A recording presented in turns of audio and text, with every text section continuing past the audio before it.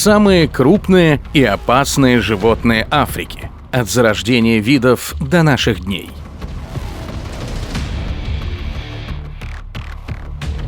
Приветствуем вас на канале «Эпоха динозавров».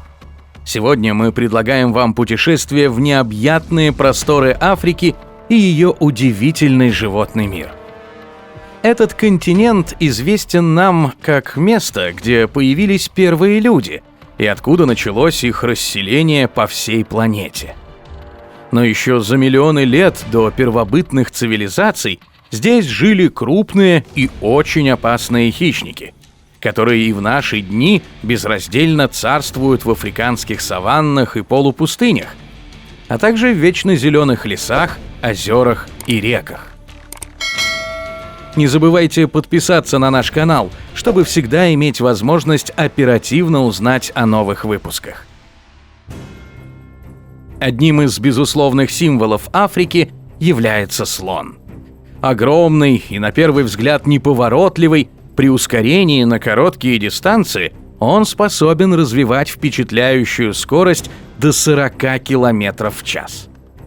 Но чтобы обрести современный вид и получить гордый статус одного из крупнейших млекопитающих Земли, африканскому слону пришлось пройти эволюцию длиной примерно в 40 миллионов лет.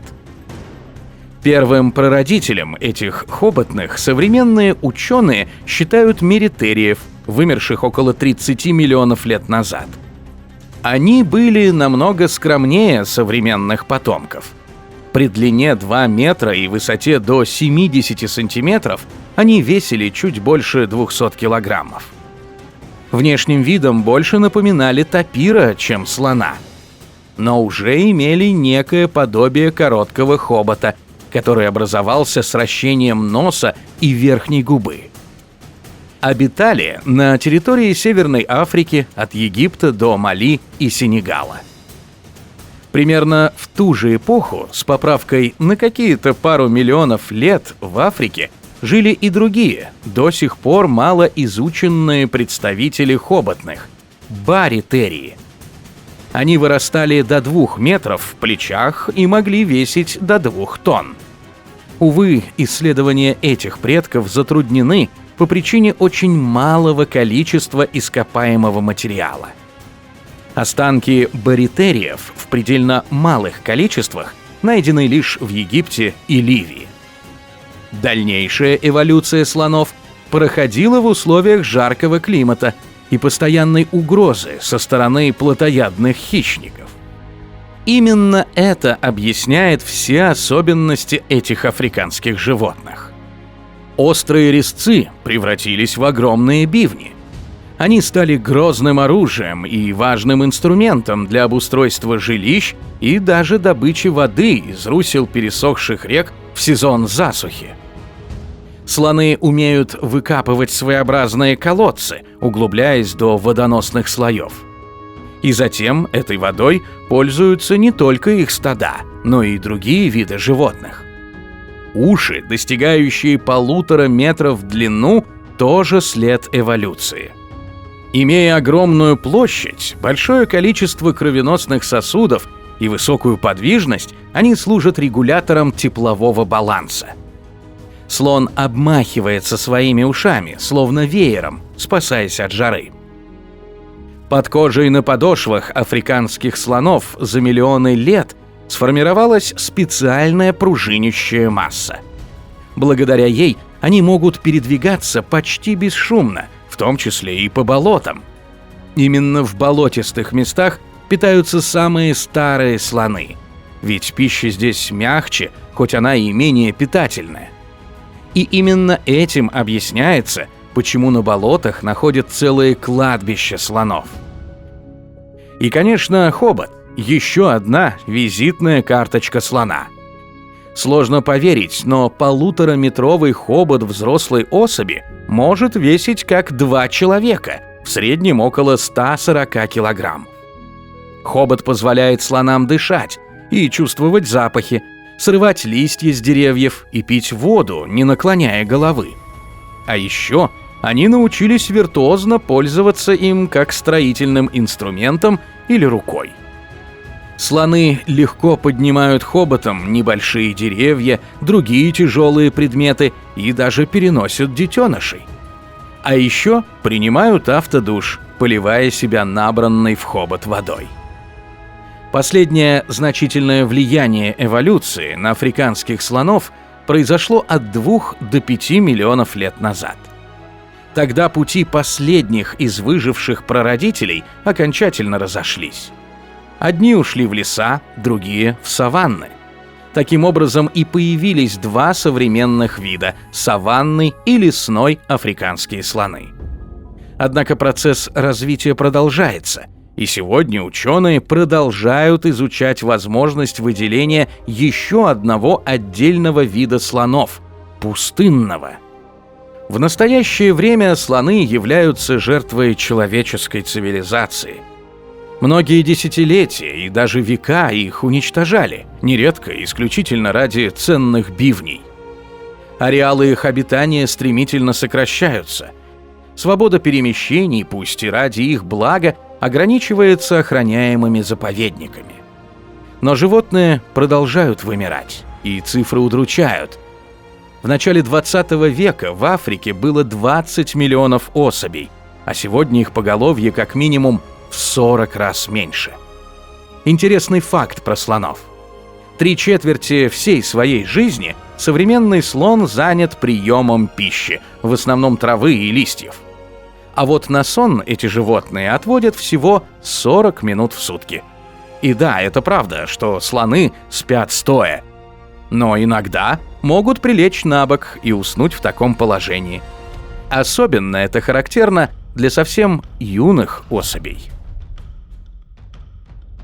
Следующее животное Африки, о котором пойдет речь – африканский носорог.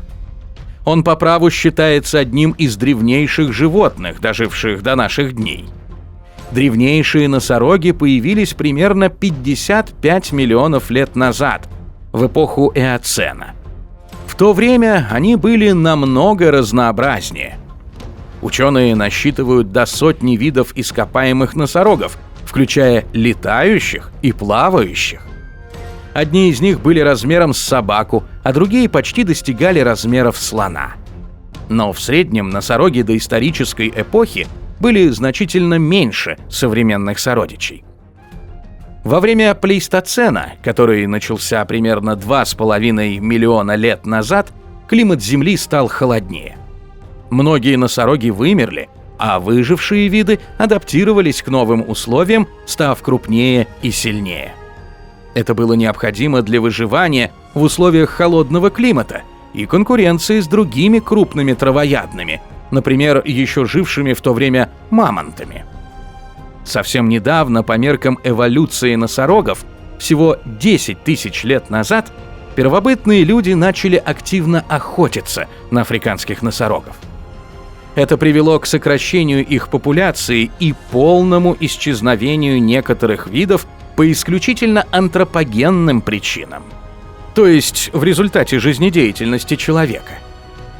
Люди использовали мясо носорогов в пищу, а их рога – для изготовления оружия и древних украшений.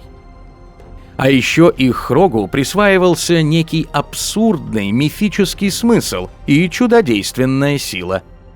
И люди считали, что это вполне обоснованный аргумент для массового уничтожения животных.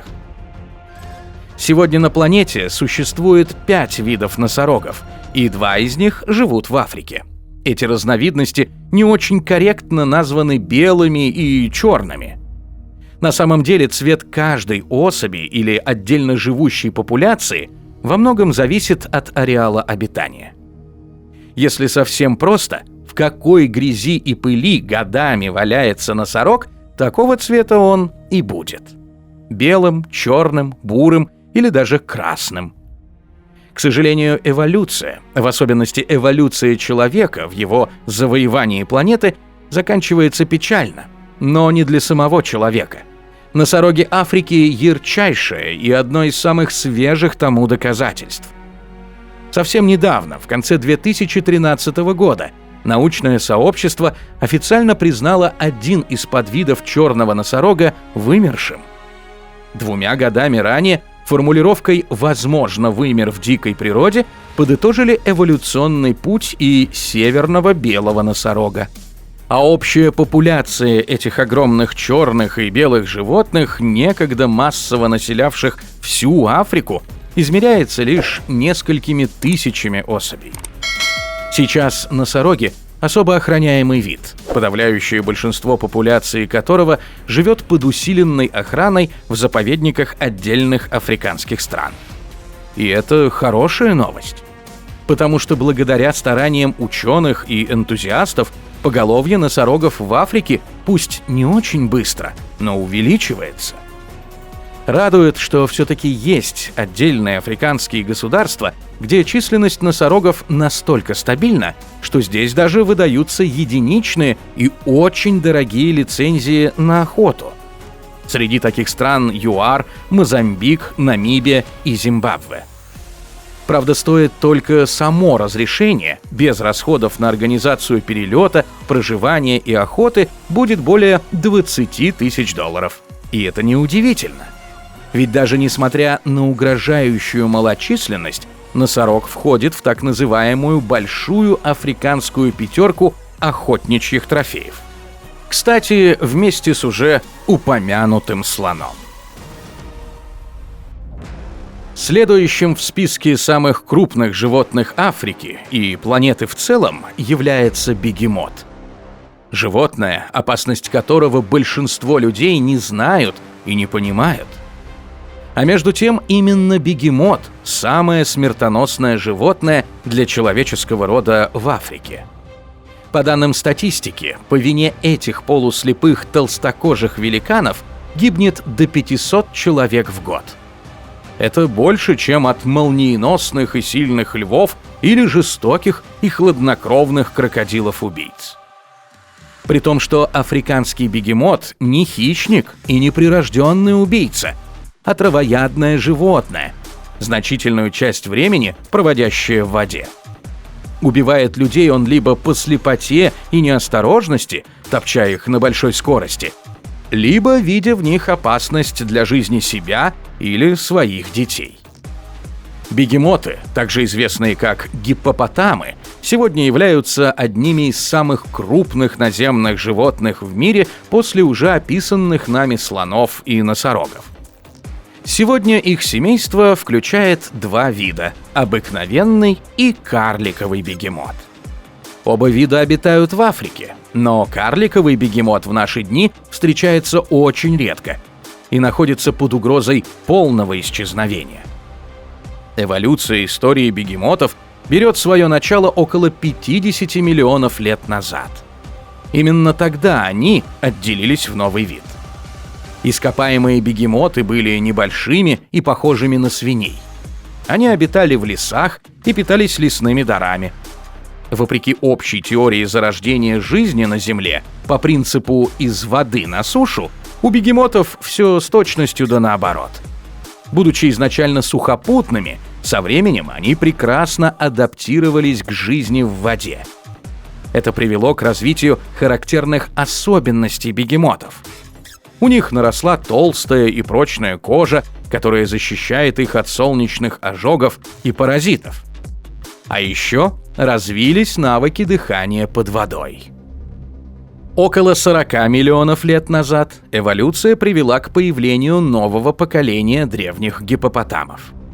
Они все еще были значительно меньше современных бегемотов и имели более стройное телосложение. Но при этом они уже успешно обитали в различных средах, включая леса, болота и реки. Еще через 20 миллионов лет произошло разделение между обыкновенным бегемотом и карликовым бегемотом. Обыкновенный бегемот стал крупнее и адаптировался к жизни преимущественно в реках и озерах. Карликовый бегемот так и остался небольшим и предпочел влажные среды обитания – болота и мангровые леса. И с тех пор на протяжении еще 20 миллионов лет бегемоты претерпели лишь незначительные изменения.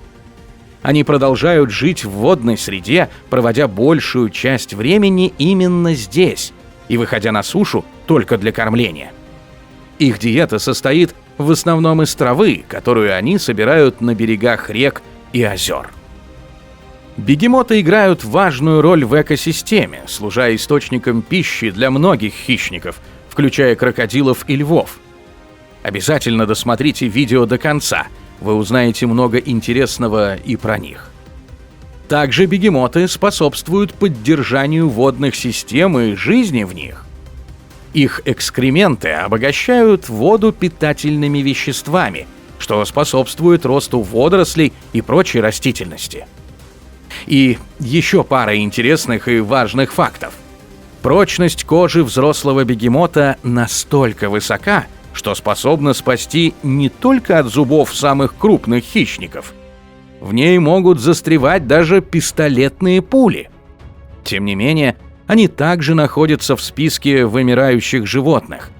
И именно человек – одна из главных причин этого вымирания. От животных огромных и опасных, но все-таки травоядных, перейдем к настоящим, безжалостным хищникам, большим и стремительным кошкам. Первая из них – леопард.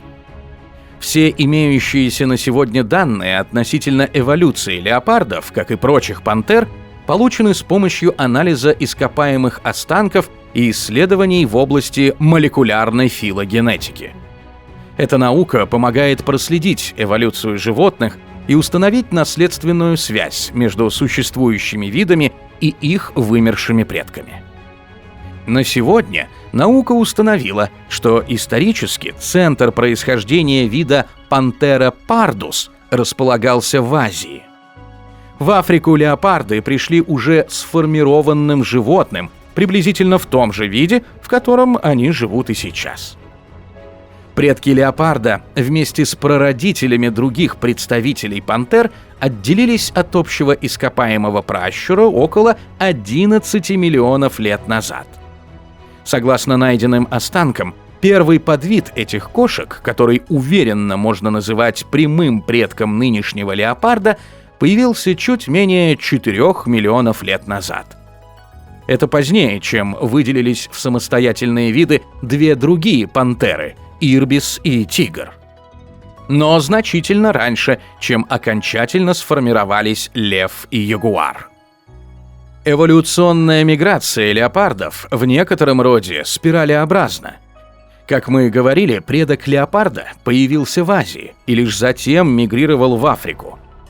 А потом, развиваясь и эволюционируя на благодатной для себя африканской территории, примерно 500 000 лет назад леопард вернулся на землю предков, в Азию. Африканские леопарды являются наиболее распространенным и многочисленным подвидом среди всех леопардов, населяющих Землю в наше время. В Африке он также имеет хорошую популяцию и ареал обитания. Его можно встретить в различных климатических зонах, во влажных экваториальных джунглях, в горах, саваннах и даже полупустынях. Это огромные пространства от Марокко до мыса Доброй Надежды. Однако при этом леопард не умеет выживать в особо засушливых регионах.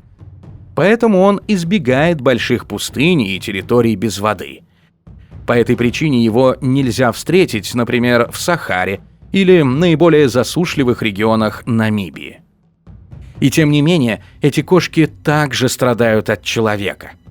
Некоторые ученые утверждают, что за последнее столетие ареал и численность африканских леопардов сократились на 55-60%.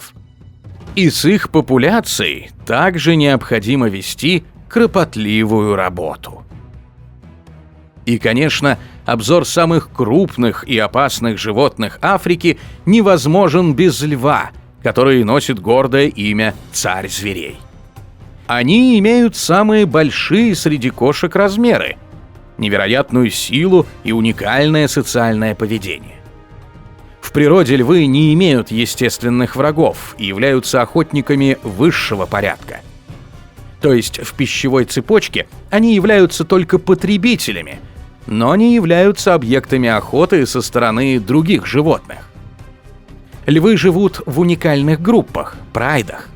Обычно они состоят из нескольких самок и их потомства, а также одного-двух взрослых самцов. Прайд вместе охотится и защищает свои территории. Разумеется, к такому высокому положению в иерархии животного мира львы также пришли эволюционным путем длиной в миллионы лет. Доисторические предки львов появились около 3,5 миллионов лет назад. Они были намного меньше современных львов, но имели более длинные лапы. Шерсть львиных предков была гуще и длиннее, окраска более темной. Эти животные обитали в лесах и саваннах Африки, а затем Евразии.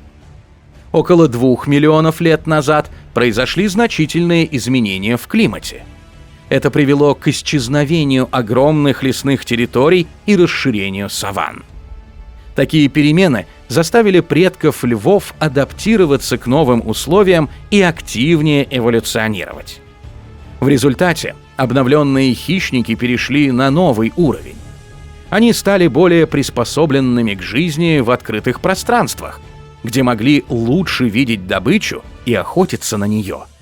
А также научились жить в засушливом климате и успешно охотиться даже на животных крупнее себя, например, буйволов и зебр.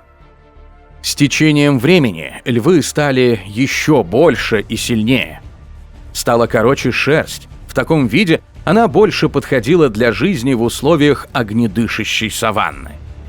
Также в результате эволюции у почти лысых самцов появилась густая грива. Она служила и служит для привлечения самок и отпугивания соперников. Около 10 тысяч лет назад львы массово распространились по всей территории Африки и части Евразии. Однако с развитием сельского хозяйства и ростом популяции древнего человека их ареал обитания начал сокращаться.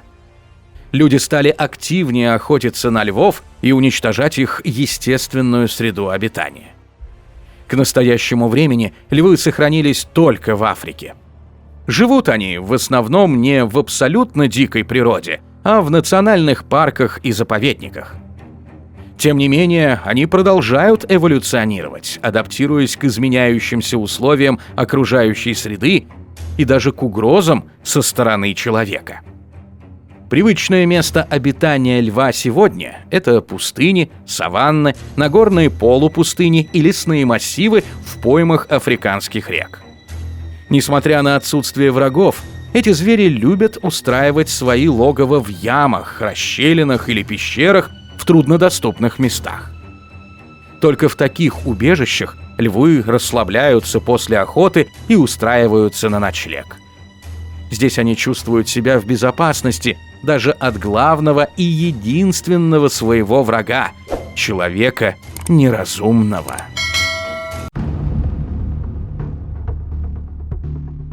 Пять самых опасных и крупных животных Австралии. Всем привет! Мы рады приветствовать вас на канале «Эпоха динозавров». И продолжаем рассказ о самых крупных, опасных и необычных животных всех континентов. Сегодня на очереди далекая, удивительная и не похожая ни на что вечно зеленая Австралия. Она уникальна не только тем, что является единственной на планете материком-государством, но и огромным количеством растений и животных-эндемиков. Так называют представителей флоры и фауны, которые обитают только на одной территории и больше нигде в мире. Причем только здесь, на территории Австралии, есть живые организмы, которые словно замерли во времени. То есть сегодня мы видим их почти такими же, какими они были и десятки миллионов лет назад. Их эволюция завершилась, а жизнь продолжается. Но не думайте, что вас ждет рассказ о милых кенгуру, забавных утконосах, уморительных коалах и прочих зверушках, хорошо известных каждому школьнику.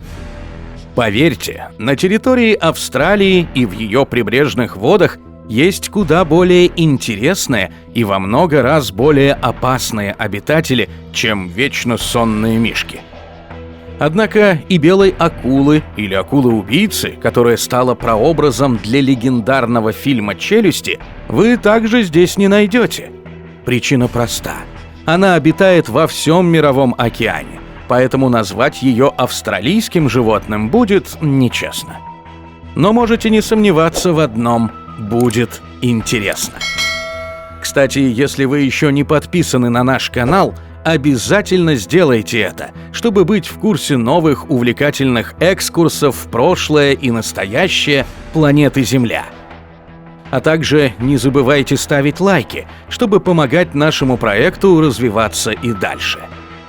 Итак, вперед в удивительный животный мир Австралии! Открывает список самых крупных и опасных животных этой части света морская оса. Общего с привычной для нас осой у этой огромной медузы только одно – способность жалить. Но обычный осиный укус не является для человека смертельным и даже редко заставляет человека обращаться за помощью к доктору.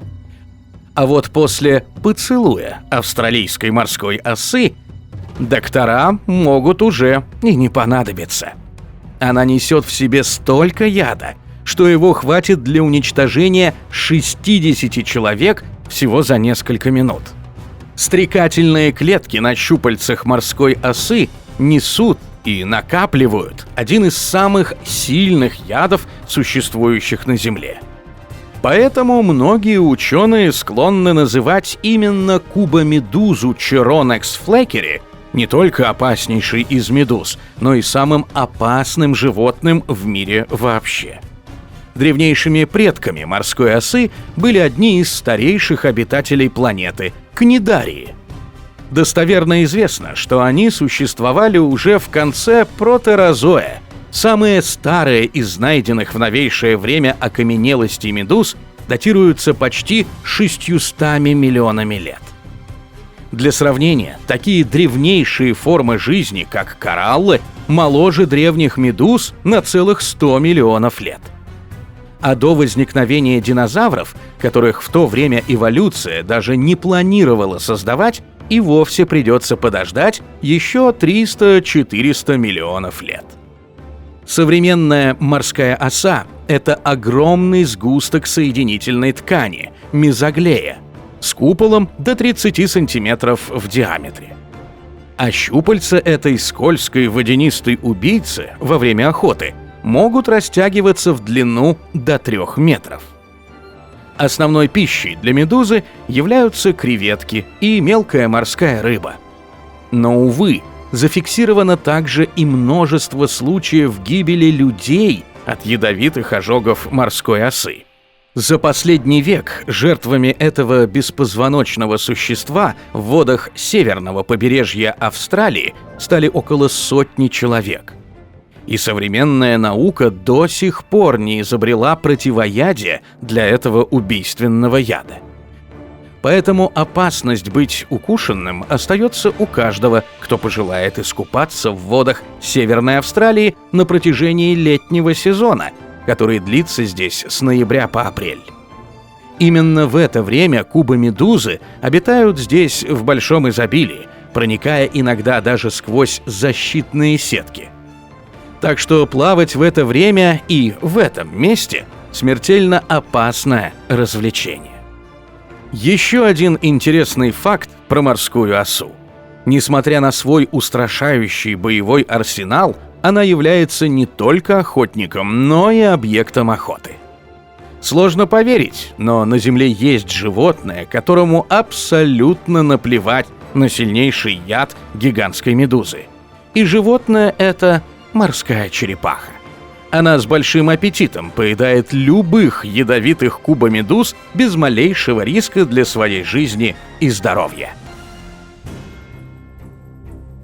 Теперь давайте из прибрежного океана переберемся в самый центр жаркой Австралии. Здесь живет смертельно опасная змея, которая называется тайпан-маккойя. Именно место его обитания, безлюдные австралийские пустыни, в совокупности со скрытым образом жизни, позволяют людям не гибнуть массово от укуса самой ядовитой рептилии нашей планеты.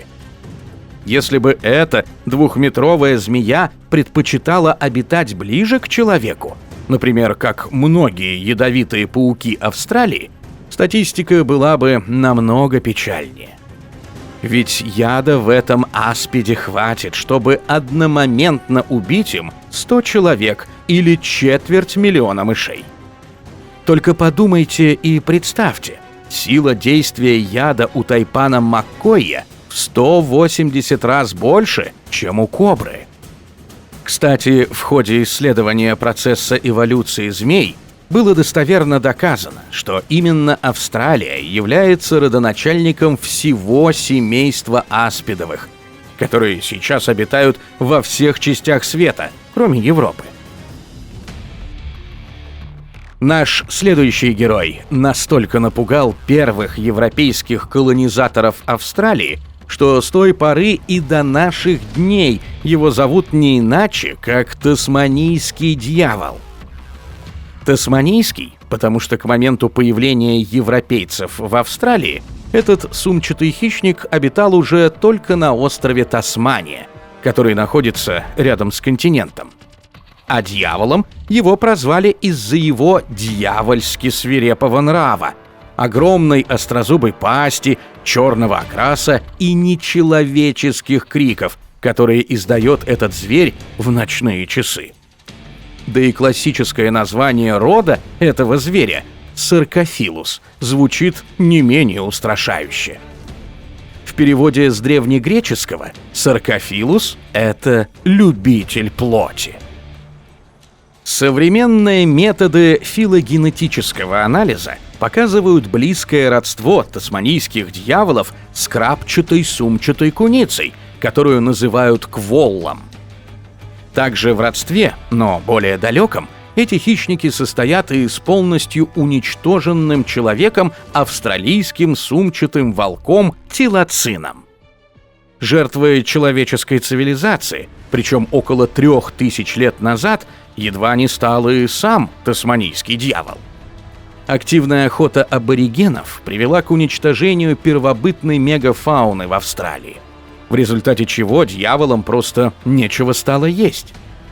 Сегодня они обитают лишь на Тасмании и еще на одном ограниченном участке земли в самой Австралии, куда были повторно завезены с острова для размножения и создания устойчивой популяции.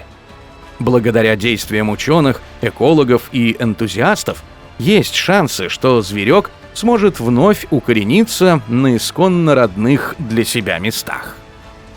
Тасманийские дьяволы произошли от доисторических сумчатых волков, которые жили в Австралии около 40 миллионов лет назад.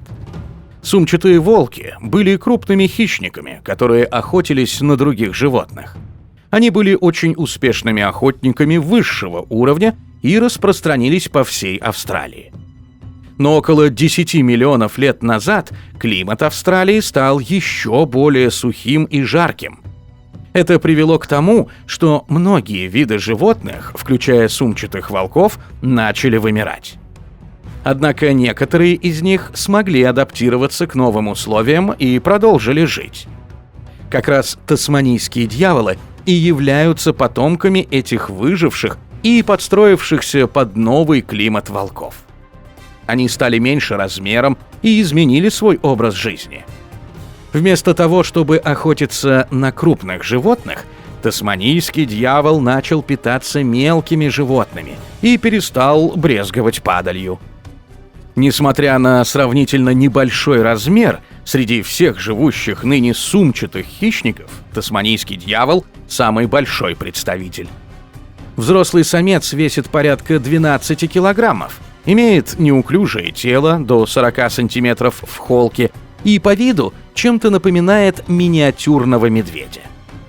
Эволюция дала ему более длинные лапы, чем у других сумчатых, и наделила их большей силой.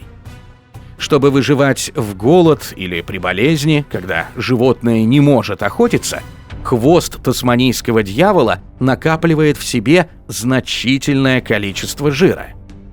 При необходимости он расходуется, обеспечивая организм зверя питанием.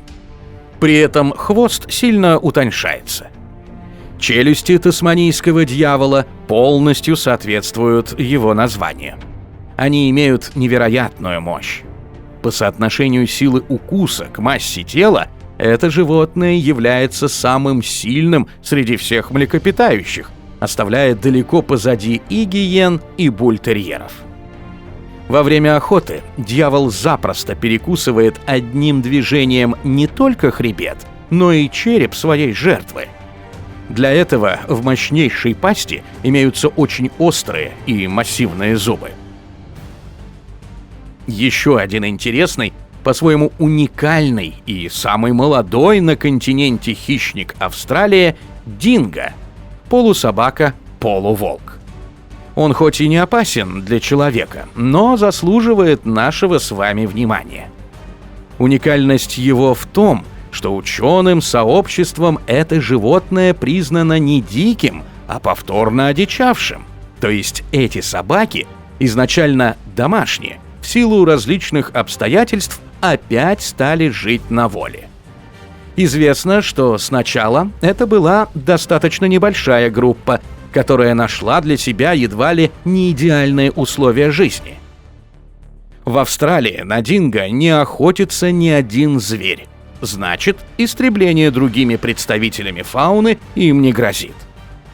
А самим собакам пищи в виде мелких животных более чем достаточно. Особенно помогает им умение охотиться сообща, стаями. Это позволяет побеждать даже более крупных сумчатых представителей австралийской фауны. Но как же попала эта домашняя собака на далекий континент? Завезли европейские колонизаторы, скажете вы. Какое-то время именно это предположение и вправду считалось наиболее вероятным, но нет. Самым древним останком собаки динго, найденным в Австралии, около 3500 лет. А первое европейское поселение на материке, Порт Джексон, было основано только в конце XVIII века. Объединив все доступные сегодня методы генетических и археологических исследований, удалось предположить, что первые собаки динго могли появиться в Австралии около 10 тысяч лет назад. И завезли их на вечно зеленый континент представители древней азиатской культуры Тоала. Эта древняя цивилизация жила за счет охоты и собирательства на большом острове Сулавеси. Сегодня он входит в состав Индонезии. Преодолев более 1000 километров вместе со своими хозяевами по водам океана до берегов Австралии, туалийские динго были либо брошены таалийцами на произвол судьбы, либо сами предпочли отправиться на вольные хлеба. И они не только выжили, но и отлично прижились, пережив почти всех своих азиатских предков. Сегодня динго обитает почти исключительно на территории австралийского континента. Если же просматривать ход эволюции в более длительный период времени, то динго, как все собаки, берет свое начало от волков, образуя с ними один род в семействе псовых хищных животных. А первые хищные начали разделяться на псообразных и кошкообразных около 50 миллионов лет назад. Спустя еще 10 миллионов лет на Земле уже точно существовал общий предок всех волков, лисиц, собак и других представителей псовых. Он называется прогесперацион. А спустя еще несколько миллионов лет эволюция создала древнейших волков, которые видоизменились, но дошли до наших дней. В отличие от вымерших псовых гесперационов и борофагов, которых нет уже очень давно. И, наконец, возглавляет нашу большую пятерку самое большое пресмыкающееся нашей планеты – гребнистый крокодил. Он настолько страшен и опасен, что во всем мире принято называть его не иначе, как крокодил-людоед. Эта огромная, жуткая и безжалостная рептилия вырастает до 7 метров в длину и может весить более 2 тонн. Это не только самый большой крокодил, но и крупнейший наземный и прибрежный хищник из всех ныне существующих. Ареал проживания этих монстров распространяется и за пределы Австралии. Он пролегает на огромных территориях от северного австралийского побережья через островные страны Юго-Восточной Азии и вплоть до восточного побережья Индии. Гребнистый крокодил является высшим хищником и не имеет естественных врагов в ареале своего обитания. Более того, науке известны случаи нападения этих крокодилов на других крупных животных, больших кошек и даже акул. Но атаки на крокодилов со стороны других хищников никогда не наблюдались. Разумеется, если не брать в расчет людей. Филогенетика прослеживает эволюцию гребнистого крокодила вплоть до мелового периода. Прямым предком для всех современных и многих вымерших крокодилов являются эузухии, жившие около 100 миллионов лет назад. Они же, в свою очередь, произошли от еще более древнего и примитивного вида животных – крокодиломорфов, в большом количестве обитавших на Земле более 200 миллионов лет назад, в юрском периоде. По сравнению со своими пращурами, их потомок совсем юнец. Гребнистому крокодилу всего лишь 3,5 миллиона лет от роду. И в завершении еще несколько интересных фактов про животный мир Австралии. Хотя здесь на самом деле в огромном количестве водятся опасные хищники, смертоносные рептилии и ядовитые пауки, отнюдь не они являются главными причинами гибели людей. Австралийские ученые проанализировали огромные массивы статистики за 10 лет и пришли к заключению: самое опасное животное в Австралии – это лошадь. Именно с ее участием происходит наибольшее количество летальных исходов. Конечно, сама по себе лошадь не охотится на людей и не уничтожает их. Люди разбиваются, падая с несущихся галопом животных, падают им под копыта, сталкиваются с лошадьми на всех видах транспорта. За изученный период по вине лошадей в Австралии погибли 74 человека. Что не очень удивительно, если учесть, что на 25 миллионов жителей здесь приходится не менее миллиона лошадей.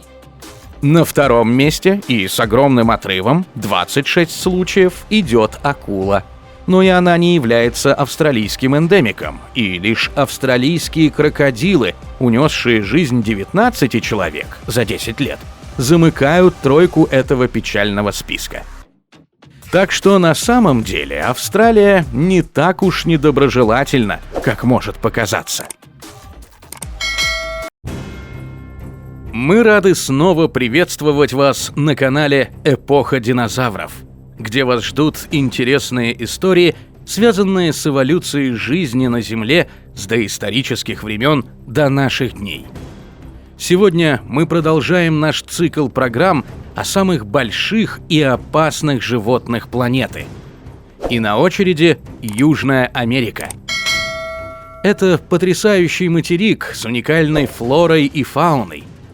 Ведь здесь, среди прочих прекрасных регионов, находится легендарное место – Амазония, с ее удивительными и опасными животными.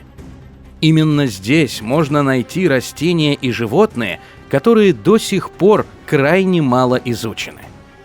Прежде всего, по причине труднодоступности территорий их обитания и сложности проведения научных наблюдений.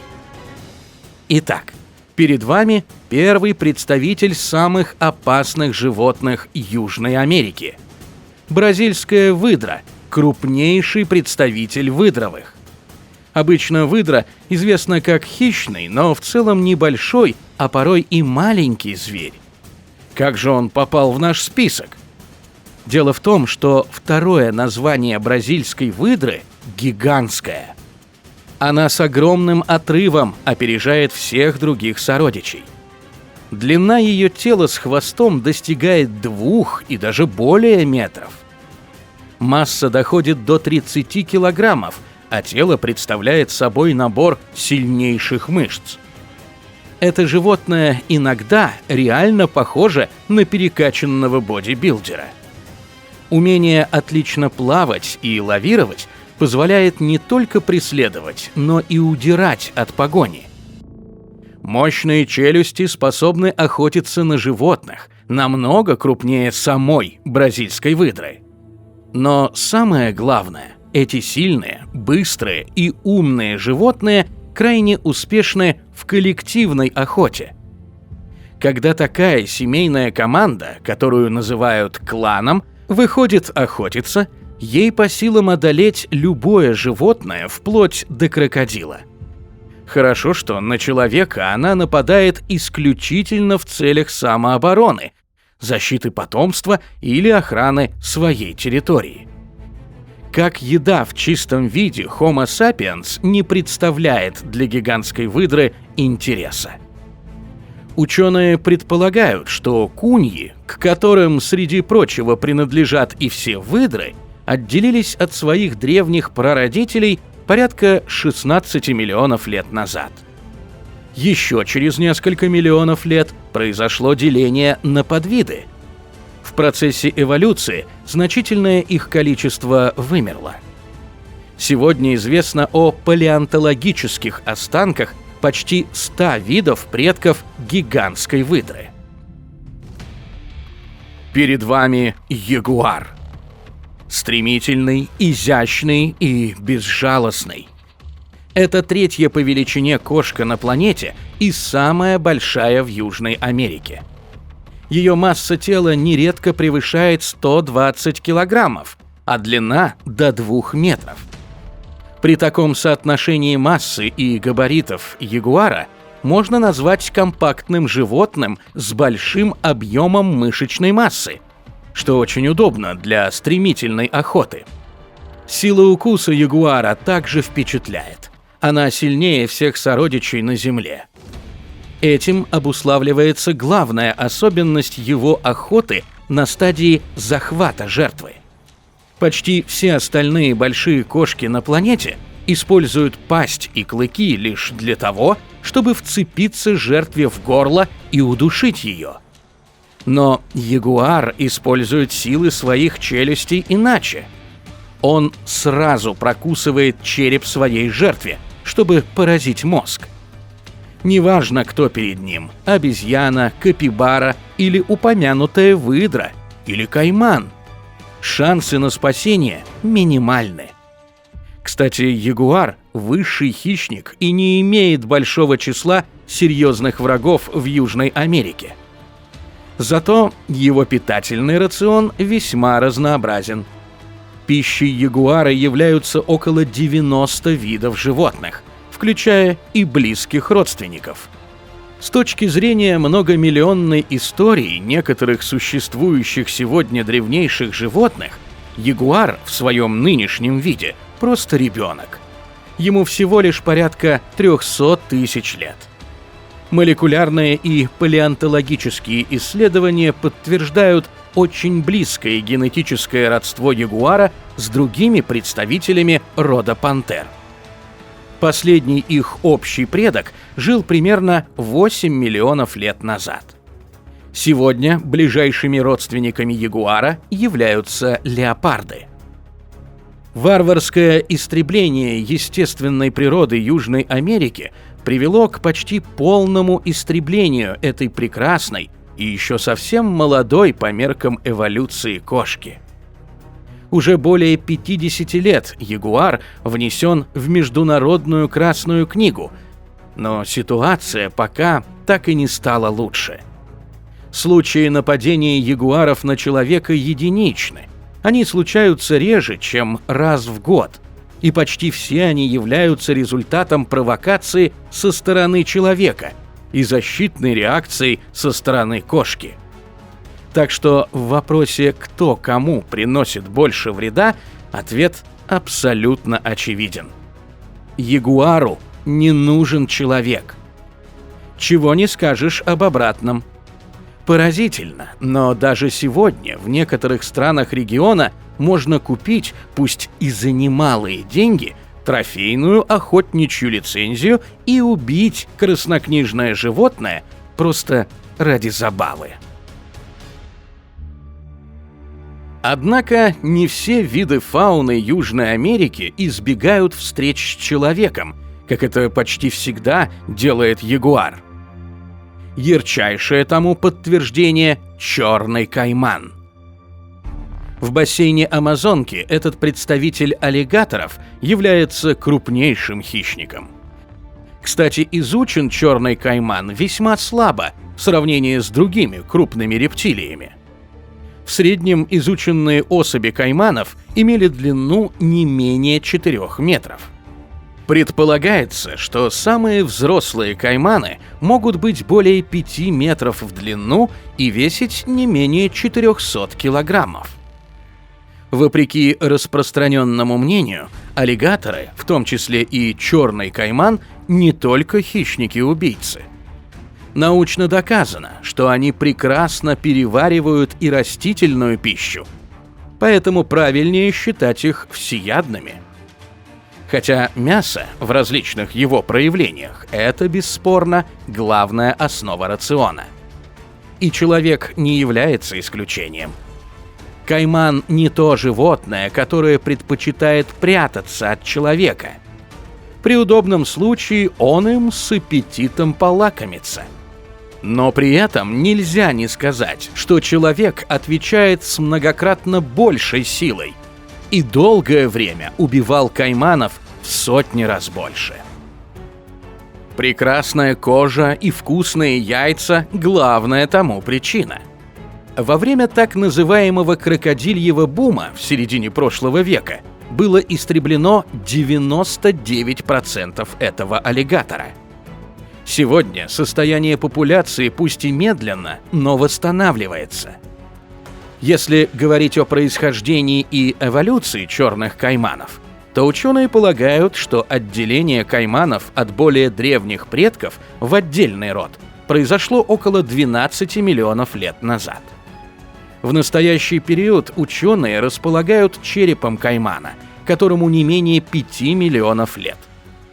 Если же говорить о самой древней форме всех представителей крокодиловых, то ими были крокодиломорфы, жившие еще в мезозойскую эру 200-300 миллионов лет назад. Важно отметить, что не все то, что представляет смертельную опасность для человека, имеет огромные размеры и острые клыки. Яркий во всех отношениях представитель таких смертельно опасных малюток – древолаз. Имея длину не более 5 сантиметров и очень милую расцветку, лягушка-древолаз является одним из опаснейших земноводных Южной Америки. Когда смотришь на такое оригинальное животное, многим сразу хочется взять его в руки. Но даже если вы просто прикоснетесь к древолазу, вам грозит действительно серьезная угроза. Особенно если при этом у вас в руках есть хотя бы микротравмы. А они есть почти у всех. И еще опаснее, если вы захотите после контакта с лягушкой потереть глаза или засунуть палец в рот.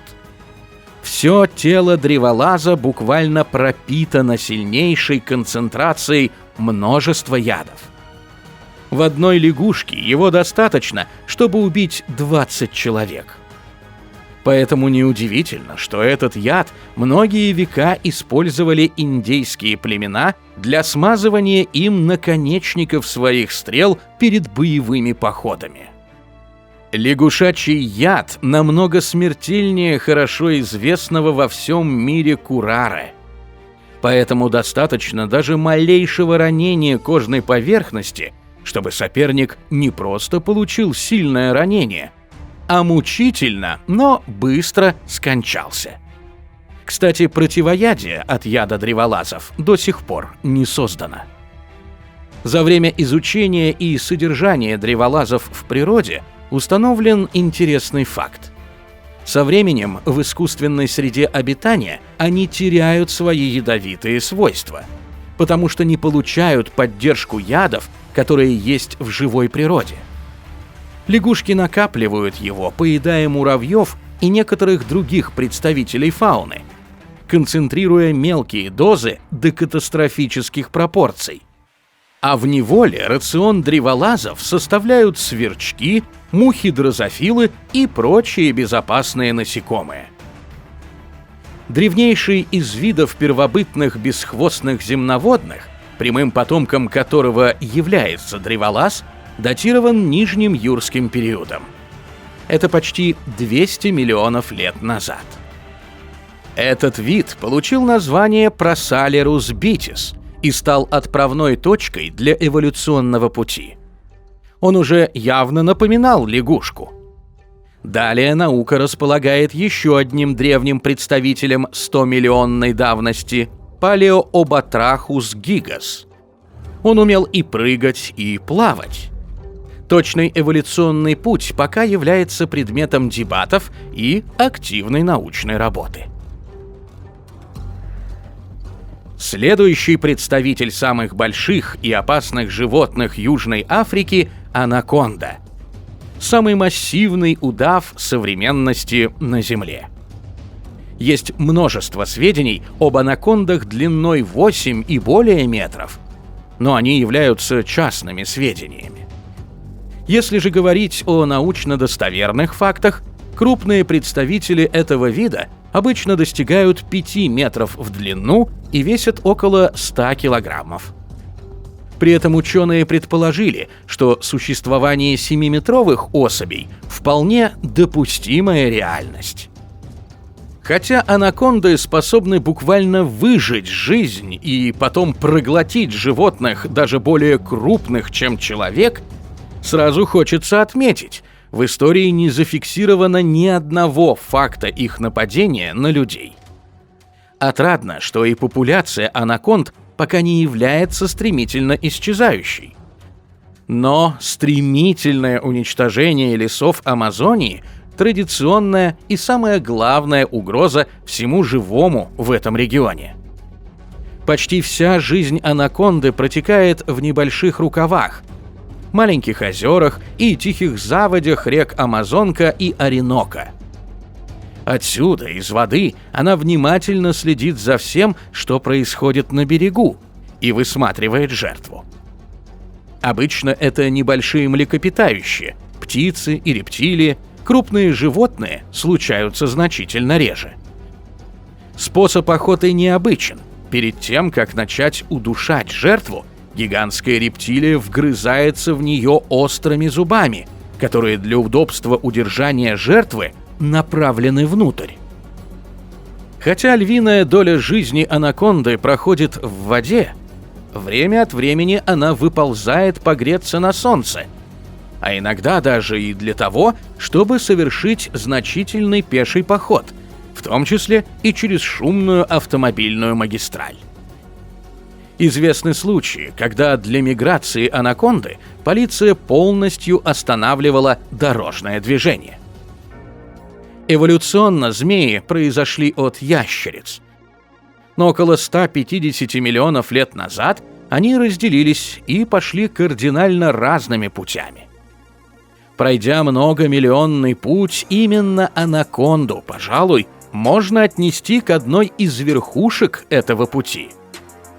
Но не стоит исключать и другого достойного представителя змей Южной Америки. Закрывает наш список самых опасных животных этого материка еще одна змея, меньшая по размерам, но представляющая намного большую опасность для человека. Это американская копьеголовая змея, представительница семейства гадюковых. Все разновидности этой змеи живут только в Южной Америке, достигают 2 метров и обладают сильнейшим ядом. Именно укусы этих гадюковых возглавляют печальный рейтинг смертельных исходов для человека среди всех животных континента.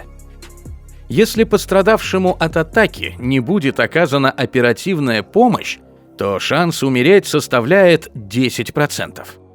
И при этом ежегодно копьеголовые змеи атакуют человека до 1000 раз в год. При укусе человек чувствует резкую боль, начинается отек места укуса, тошнота и рвота. На дальнейшей стадии начинаются внутренние кровоизлияния, кровотечение десен и глаз, мозговые кровоизлияния, почечная недостаточность. На третьей стадии уже можно ожидать самых печальных последствий. Такое количество укусов, а затем тяжелых последствий и смертей во многом объясняется ареалом распространения копьеголовой змеи. А живет она практически везде, вплоть до 2500 метров над уровнем моря. Но укусов и смертей могло бы быть значительно больше, если бы эта гадюка вела дневной образ жизни. Но нет, она активна лишь в ночные часы. Причем пик активности некоторых разновидностей приходится лишь на облачную и дождливую погоду. В завершении хочется добавить, что полное описание всех животных, имеющих потенциальную опасность для жителя или путешественника в Южной Америке, заняло бы много часов. Ведь на земле этого материка обитает множество смертельно опасных пауков. В реках полно ужасающих пираний и различных видов крокодилов. А в прибрежном океане близ Бразилии отмечается самое большое количество нападений акул на людей. В том числе и самое большое количество летальных исходов. Поэтому нашей целью было показать богатство и разнообразие материка Южная Америка. Мы надеемся, ваше путешествие по самым диким местам южноамериканского континента было увлекательным, запоминающимся и познавательным. Рекомендуем посмотреть другие фильмы, как о настоящем, так и о самом далеком прошлом нашей прекрасной планеты. Будем благодарны, если вы поддержите канал «Эпоха динозавров», оформив подписку и поставив лайк. До новых встреч и спасибо за внимание!